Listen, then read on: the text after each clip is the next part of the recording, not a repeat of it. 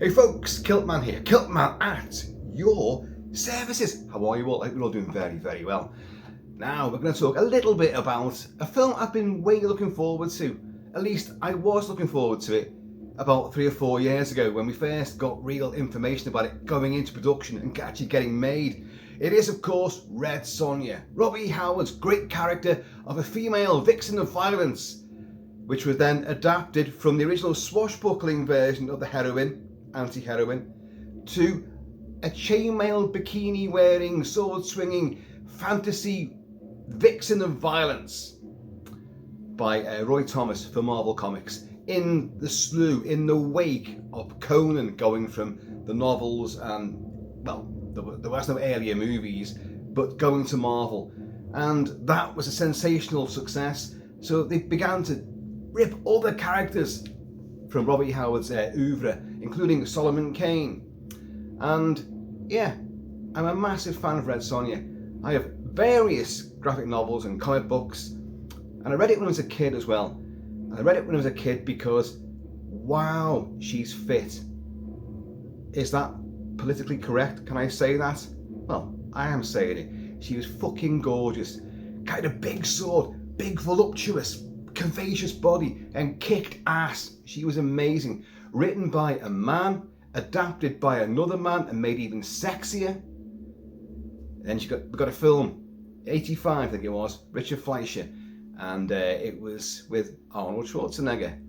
And it was meant to be the third Conan movie, but we all know, I've reviewed the Conan movies and I've reviewed Red Sonja, starring Bridget Nielsen as Red Sonja. And it's a guilty pleasure. It's not a good film. It is not a good film, but it's an enormous amount of fun. And that's the main thing, isn't it? It's a fantasy realm. Just have a bit of fun with heads coming off. I was going to say the big giant spider, which you only see scuttling around in the background. But would it have been great to have seen that do something genuinely horrific and action-packed, but it doesn't. It's just there in the background. But I like Red Sonja, the original movie.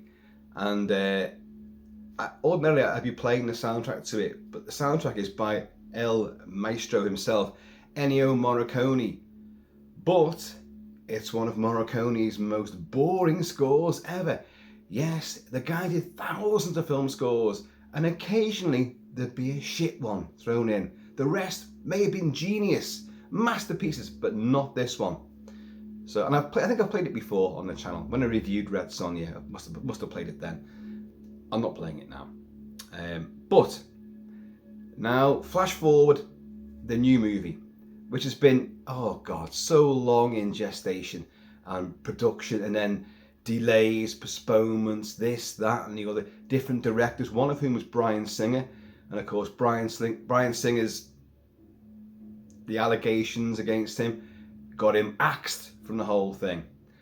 And I think another couple of directors came on board, and that didn't work out. And then we got J Bassett. J Bassett, I have interviewed. J Bassett wrote and directed Solomon Kane, Robert E. Howard, with James Purefoy playing Solomon Kane. And we went to a private showing of that, and we sat with him, we had a meal with him, and we had a great old time. He was wonderful. He was a he back then. He is no longer a he. He is now a she. It was called J Bassett. Hasn't done many movies, but did one that is a cult favourite before Solomon Kane. A film called Death Watch with Andy Serkis is in there. It's a First World War trench horror film drama, which I'll be honest, Death Watch, it was like watching slow death. It was boring as hell. It's got a lot of fans out there, and that's fine. I am just not one of them. But I did really, really enjoy Solomon Kane, and so I was kind of looking forward to her version of Red Sonja. But a few things do detract from this, and I've gone over this. I mean, some of this stuff is old news, but we have got some new news today. She said, J Bassett said, that this is not going to be a male-gazing version. My Red Sonja is going to exist in a world of femininity, but it's not about her being sexy. Straight away you're going, oh, what? Really? So it's going to be one of those films then. You're going to take a character that's absolutely uber sexy, uber vicious.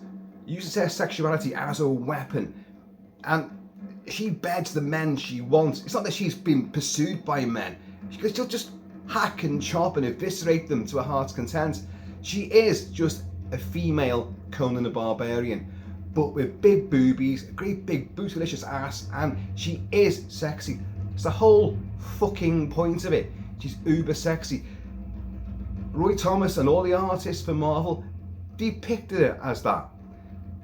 So, the chainmail bikini, that's still in full effect. Matilda Lutz plays Red Sonja in this movie, which is filmed in Greece and in Prague or some other Eastern European enclave.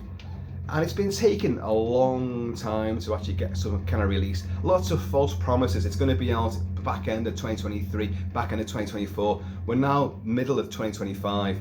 Well, we're just over the centre of 2025. And it is coming out this year.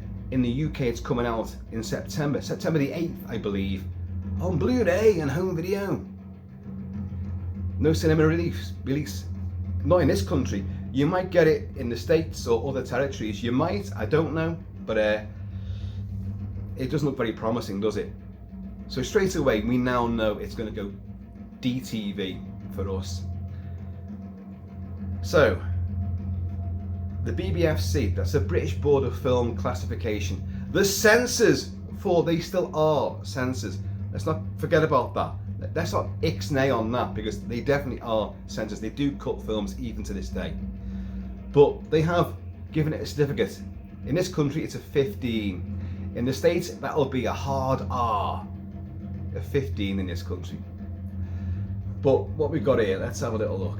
And it does say, strong bloody violence and injury detail.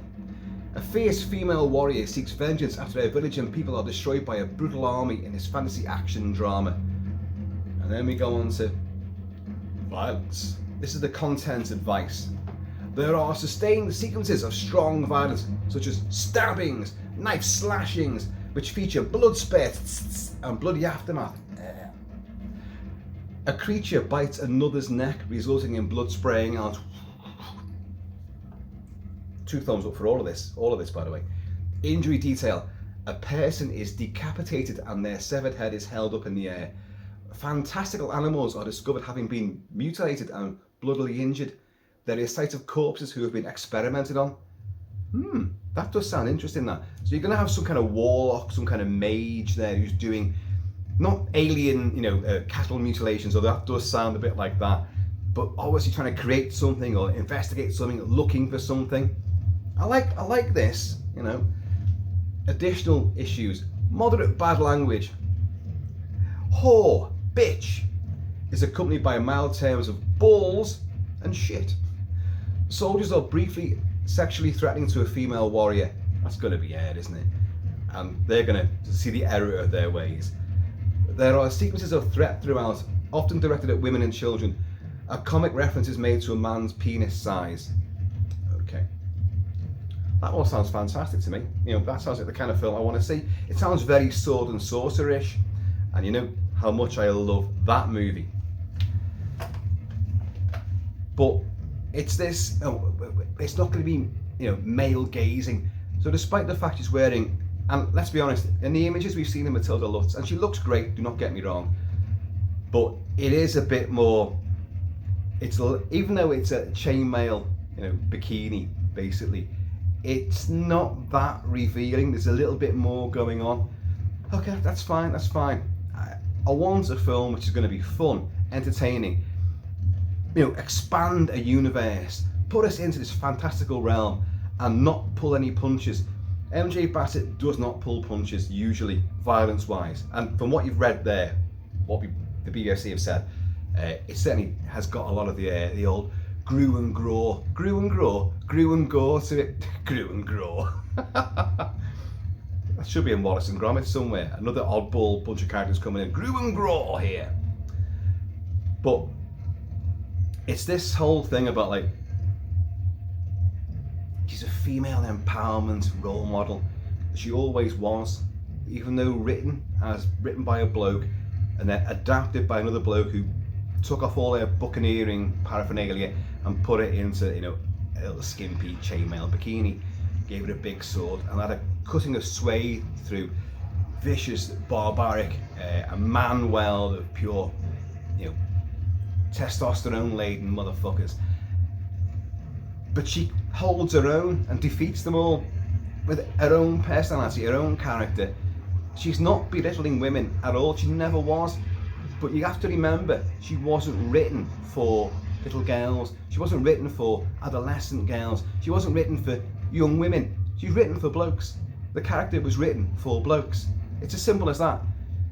But in today's world, obviously you can't do that now. Oh no, that's that is just stereotyping women. That's pigeonholing them. That's making them just visions of sexual domination.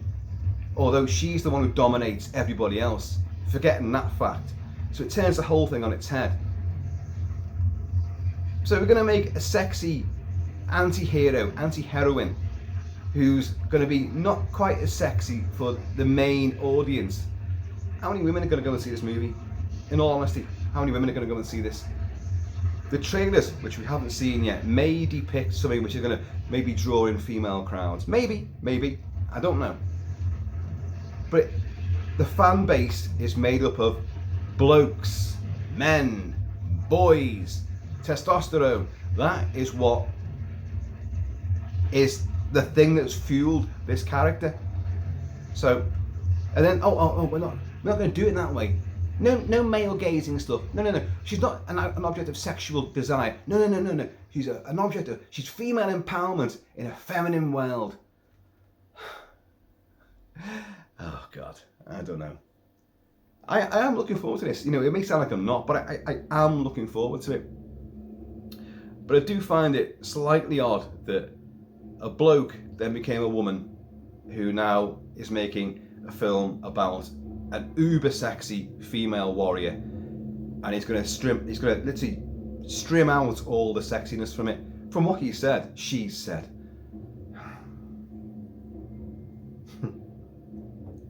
So yeah, what's in this? Martin Ford, the nightmare. Martin Ford, he went from being anorexic and having a cricket injury to his groin. He went from being like that to being like a fucking Leviathan. He is Goliath. He's fucking huge. When asked in an interview, like, have you ever taken any performance enhancing drugs? He went, no. Really? Although he's a very intimidating figure, he's fucking huge. And he's going to play some, obviously, despotic tyrant, king something, or baron, whatever, I don't know. But J Bassett will deliver the goods when it comes to the gore and the violence, hopefully. And hopefully, you're going to hold back on the rain, the incessant rain. Death Watch and Solomon Kane had nothing but rain. I remember asking him, what is the thing with the rain? And he went, even when the camera is just still and it's watching people sitting talking, I want some action for the viewer, the audience to see. So I have rain coming down all the time because it gives motion to the camera, gives movement, gives action. I got that, but you need to have moments where that's not there, because it does become incessantly depressing. It's like being in the rain day in, day out. It's really, really laborious, doom and gloom, and depressing as hell. But I'm looking forward to this. And obviously the first time I see it, it's going to be on home video. Great. So I'm going to buy it or download it or stream it or whatever. But I'm going to get it regardless. I am looking forward to this. I think he will deliver something of value. It's not going to rock anyone's world, because already, the whole production mess it's been through for years now, it's not going to be the big new, fantasy, fantastic, Excalibur has been found again. No, it's not going to be that great. But it could be fun. And at this point, in this day and age, can we really ask for more than that? If she's already reined back on what made the character so iconic in the first place, the sexiness, and we're not meant to watch it for that, then already it's not going to be what a lot of us want to see, because that's the comic book that we read. That's what we want to see. And that's going to be not the theme. It's going to be totally opposed to that. So what have we got left? Well, okay, good writing, hopefully. Great characters, hopefully. Great action, great blood and snot. Grew and graw, yeah. Well, let's hope so. Anyway, comment below, let me know, because this Bbfc news came out today, and I thought, oh, at last some Red Sonja news. But it's actually quite big news because it's got a film certificate now in the UK. It's coming out in the UK September the 8th, I think it is. I wonder if I can find that out here. It might say here. How does it? It doesn't. It does not say. It was classified on the 23rd of June 2025. This does not say the actual release date, but I'm sure I read it somewhere. Let's see if I can find it anywhere else. Give me a second.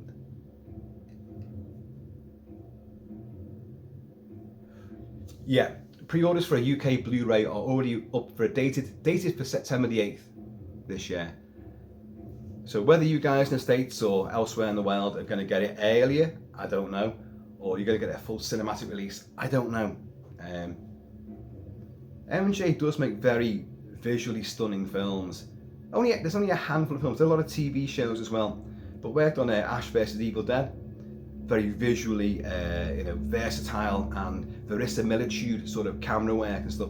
So it could look dazzling, and it might be the sort of thing you want to see on a big screen. In the UK, we're not going to get that chance, sadly. But anyway, do comment below and let me know what you think about Red Sonja, Matilda Lutz, J Bassett, and do you think it's going woke? Do you think so? It's hard to say. Being pessimistic and going on what Bassett has said herself about it, it does seem that way. See, I'm a red-blooded male and I have no qualms about that. I love what I am, and there's certain things in life that I love. And, blood, carnage, females. Yeah. I make no bones about that. And she was written, Roy Thomas and the Marvel adaptation was written with that in mind. So that's the character. You can't change that. It's like saying oh, we're going to do a new version of King Kong, but we think gorillas have been so, stereotyped over the years. We're not going to have him beating his chest. No. You expect that, but no, that's just gorilla gazing. You can't have that. Fuck off. I want to see Red Sonja beating their chest. I don't care. I really don't fucking care. I want a great movie. I want it to be sexy as fuck. Blood, guts, carnage. It's a 15, so yeah. But you guys know, I've talked about film certificates in the UK. We used to have a double A, we had to be 14 or accompanied by an adult to see it. And double A's were always, because I grew up watching these films in the 70s and the 80s, and I saw X certificate movies as well, free of charge and massively underage, because I had contacts and I lived in a cinema. So I always found the double A's, which became the 15, were actually far more violent, far more hard-hitting than X certificate movies. X certificate movies just have maybe a bit more protracted stuff and a lot more sexual elements to them, a lot more graphic, nudity. But 15s and double A's just had a lot more brutality. They were really, look like Who Dares Wins. Look at The Sword and the Sorcerer. Again, very tongue-in-cheek, and lots of flesh was on show in that. But there was tons and tons of it, of blood, gore and violence. First blood as well. So the fact it's a 15, because obviously in the UK, we're used to a bit of harder stuff than pussies elsewhere in the world. No offence, I love pussies. So it could be a hell of a lot more violent than you anticipate. Oh, it's only a 15. Oh God, no. But that's going to be a hard R in the States. I guarantee that. For lots of action, blood, snot, carnage, and maybe a wee bit of nudity. Didn't mention that, did it? It did not mention nudity at all. Let's go back again. But there is sexual threat to women. So, but I don't think MJ is going to allow any kind of bare flesh. Certainly not of the female variety, I don't think. Not judging by what she has said. Right, I'm out of here. I'm back in a bit because I've got another bigger video to do. But I just want to remind you about this film is still in existence. And, you know, I was banging its drum a while ago. And you can hear some drums being banged right now. Albeit of the synthesized variety. This is Tangerine Dream with The Keep. And how awesome is this? It has nothing to do with Red Sonja at all, but I just put it on in lieu of doing Morricone's score, which is just... This is repetitive, but his score is even worse when it comes to that. He's using a full orchestra, and a full orchestra on repetition mode. It's just too much. Anyway, I'm out of here. So please, in the meantime, and this ever, like, swing your sword and wear your chainmail bikini with pride. In between time, please keep it Kilted, keep it Celtic. I'm going to see you all later. The she-devil with a sword.